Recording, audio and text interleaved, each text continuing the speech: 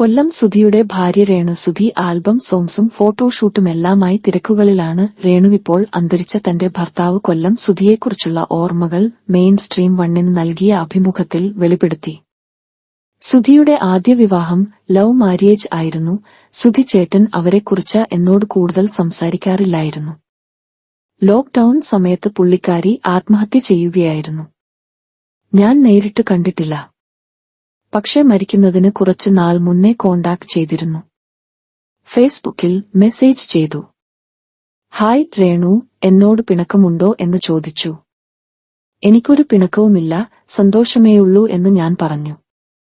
എനിക്കൊന്ന് കാണാമല്ലോ എന്ന് പറഞ്ഞപ്പോൾ അതിനെന്നാടാ കാണാമല്ലോ എന്നാണ് ഞാൻ മറുപടി നൽകിയത്. വീഡിയോ കോൾ ചെയ്തു. ഞങ്ങൾ സന്തോഷത്തോടെയാണ് സംസാരിച്ചിരുന്നത്. എനിക്കൊത്തിരി സന്തോഷമായി കണ്ടതിൽ അവർ പറഞ്ഞു രേണു എന്നോട് പിണങ്ങുമെന്ന്. കിച്ചുവിന്റെ കാര്യം ചോദിക്കുന്നേയില്ല. എനിക്ക് വല്ലതും തോന്നുമോ എന്ന് കരുതിയായിരിക്കും. സുധി ചേട്ടനോട് പറഞ്ഞപ്പോൾ പെട്ടെന്ന് ബ്ലോക്ക് ചെയ്തോ എന്ന് പറഞ്ഞു. പിന്നെ ഞാൻ ബ്ലോക്ക് ചെയ്തു. പിന്നീടാണ് മരിച്ചു എന്നറിയുന്നത്.